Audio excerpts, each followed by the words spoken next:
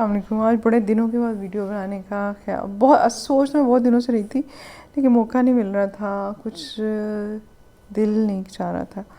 میں نے یہ دیکھا ہے کہ لوگوں کا اٹینشن اسپین بہت کم ہو گیا ہے، کہ لوگ جو ہے نا فیو سیکنڈز یا میکسیمم 3 منٹ اس سے زیادہ فوکس نہیں کر پاتے چیزوں پہ.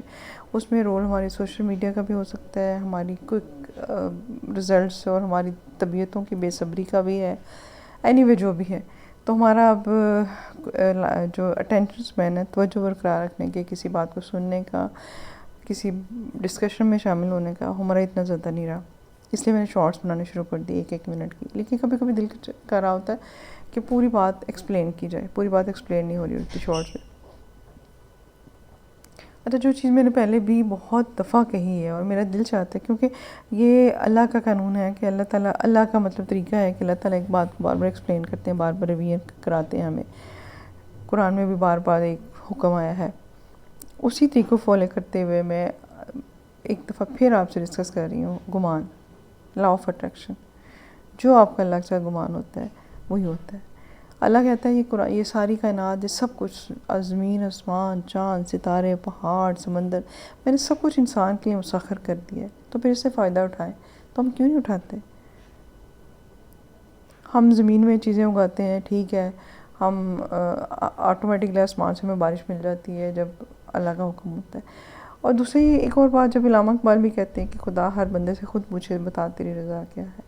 تقدیر کے بارے میں کہا جاتا ہے کہ یہ وہ چیز ہے جو دعائیں بدلتی ہیں. پھر دعا کیا ہے؟ تقدیر کیسے بدلتی ہے؟ اللہ کہتا ہے میں تمہارے گمان کے ساتھ ہوں.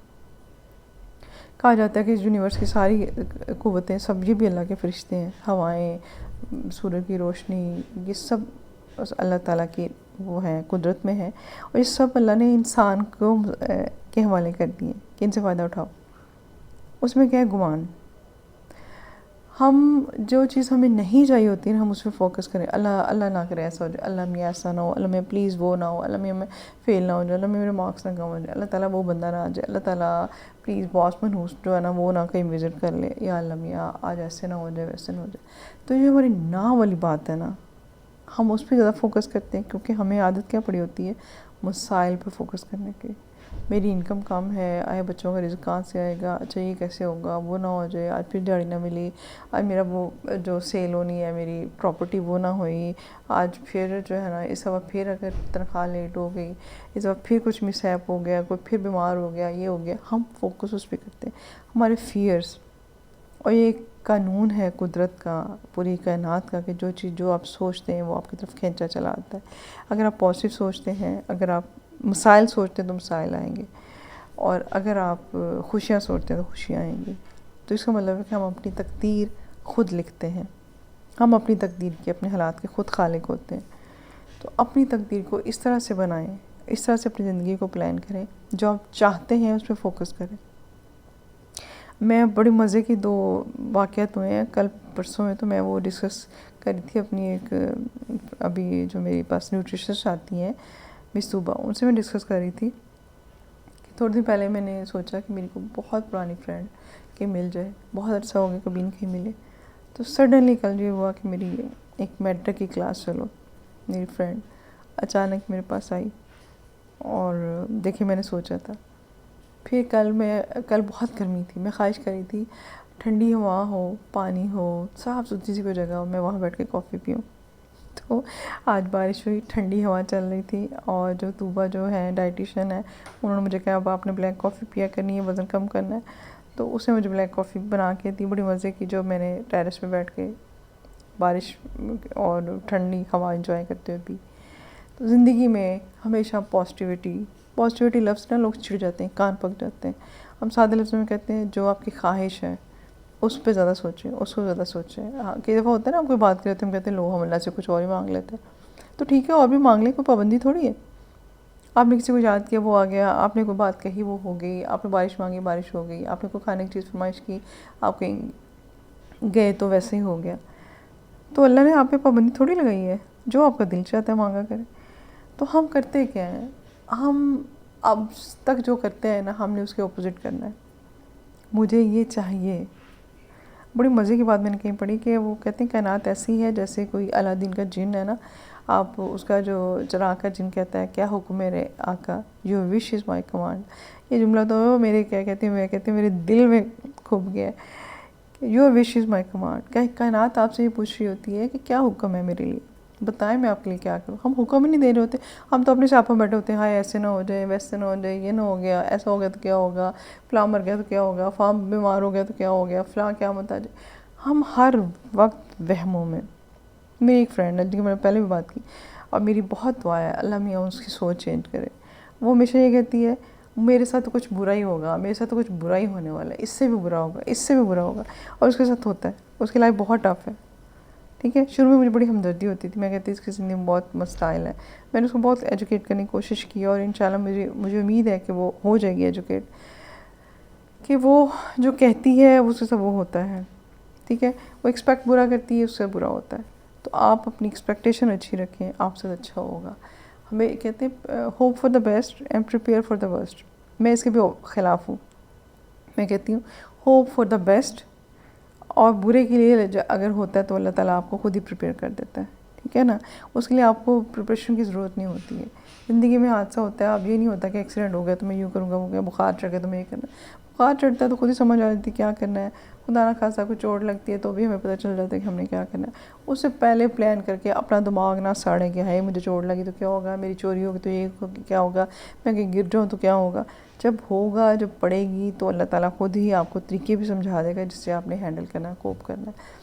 اپنے آج میں جئیں. ابھی کا لمحہ بہت خوبصورت ہے الحمدللہ. ٹھنڈا مزے کا موسم ہے. پنکھا مجھے ہلکا کرنا پڑا، اتنا مزہ آ رہا ہے. میں نے کھڑکی کھولی تھی، دروازہ میں نے اس لیے بند کیا ہے کہ باہر سے ہوا آتی، شور ہوتا ہے، اور باہر لوگ ہیں تو مجھے اچھا نہیں لگ رہا ہوتا ہے کہ پھر وہ جو میرا عملہ ہے وہ ڈسٹریکشن کرتا ہے. تو اس لیے میں نے اپنا دروازہ بند کر دیا ہوا ہے. اب یہ خوبصورت لمحہ ہے اور میں اپنے دل کی باتیں آپ سے کہہ رہی ہوں، اور مجھے میرا یقین ہے، ایمان ہے کہ یہ باتیں آپ تک پہنچیں گی، آپ اس پہ عمل کریں گے.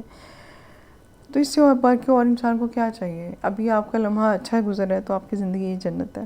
ٹھیک ہے، آخرت بھی ہمیشہ اچھی ہوگی. اچھا سوچیں. میں نے جنت میں کیا سوچا ہو، میں نے شاید پہلے بھی شیئر کیا ہو کہ پانی ہے نیچے، بہت خوبصورت سے میں نیچے پتھر پڑے ہوئے، رنگ برنگے خوبصورت پتھر ہے، پانی بہہ رہا ہے، ندی ہے نالا جو بھی آپ کہہ لیں. اس کے کنارے پہ صاف ستھری جگہ، میں وہاں بیٹھی ہوئی ہوں پاؤں میں اس میں ڈال کے، اور میرے آگے صاف ستھرا چھوٹا سا ٹیبل ہے، اور اس میں مجھے کوئی براؤنی، مزے کی براؤنی اور مزے کی کافی کو سرو کر رہا ہے، اور وہ میں پی رہی ہوں.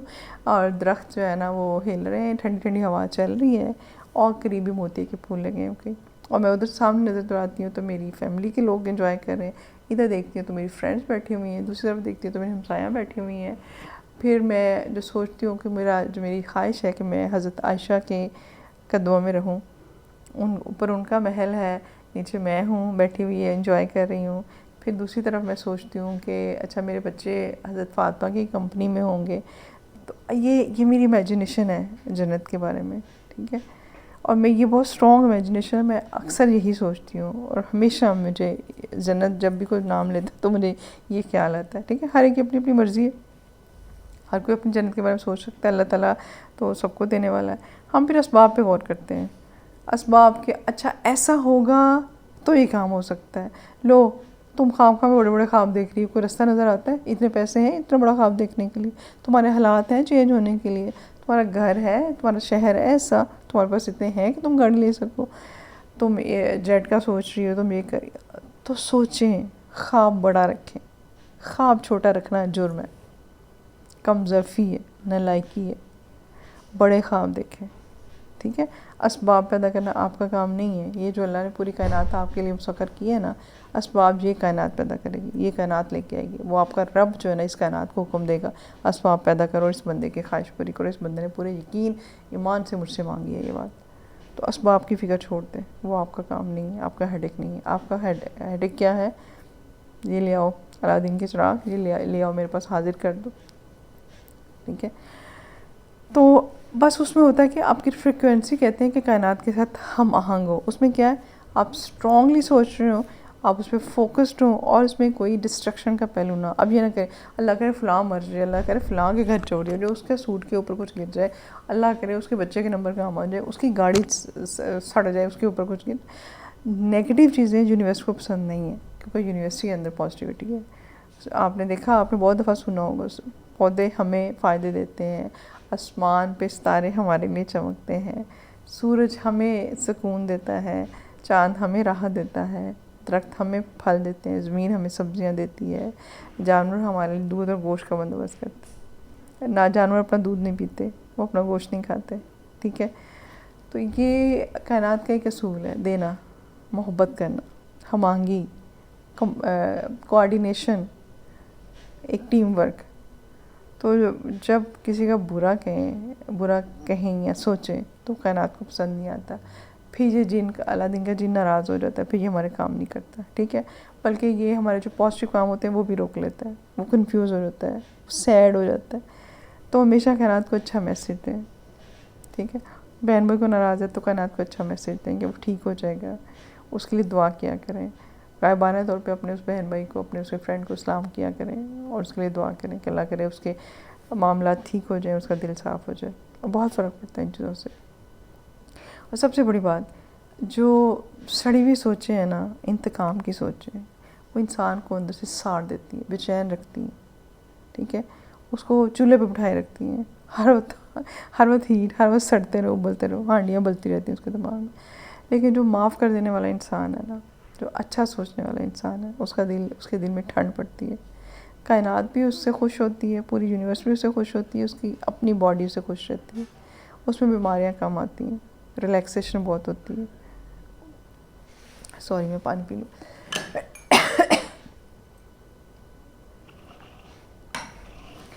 تو اس لیے نہ تو کائنات کو نیگیٹو چیزیں دیں, نہ اپنے آپ کو دینی.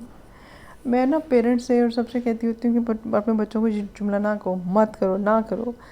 اس کی بجائے نا ان کو ڈائیورشن دے دو. آپ کا بچہ ایک گیم کر رہا ہے, آپ کو لگتا ہے اب اس کی صحت خراب ہو جائے گی, وہ بہت دیر سے بیٹھا ہوا ہے اپنے کمپیوٹر پہ یا موبائل پہ. آپ نے اسے یہ نہیں کہنا کہ نہ کرو, اس کو ایک اور کام دے دیں کہ اچھا بیٹے ذرا ادھر آنا, آ جاؤ میرے ساتھ بیٹھ کے یہ کام کرا دو, یا چیز یہ کھا لو, یا یہ کام کرو. تو جو نہ والی بات ہے نا, وہ بہت ڈسکریجمنٹ ہوتی ہے. آپ کے ملازم, میں نے خود بھی اپنی زندگی میں دیکھا, آپ کے ملازم, آپ کا اسٹاف جو ہے نا کام کرتا ہے, تم نے کتنا گھٹیا کام کیا, تمہیں نظر نہیں آتا, تم نے یہ نہیں کیا, تم وہ نہیں کیا. اس کے بجائے آپ کہہ دیں شاباش, تم نے بہت اچھا کام کیا, یہ تھوڑا سا رہ گیا تھا, اس کو بھی اچھے طریقے سے کر لو. پر بہت اچھی عادتیں. انکریجمنٹ کا ہر بندہ بھوکا ہے, ہر چیز کو کیا کہتے ہیں تھپکی چاہیے. صلات کا ایک مفہوم تھپکی بھی ہے نا. اللہ نے قرآن میں کہا ہے, اللہ کے نبی کو بھی صلات چاہیے, اللہ بھی صلات بھیجتے ہیں نبی پہ, اور مومنوں سے بھی کیا صلات بھیجو. وہ کیا ہے؟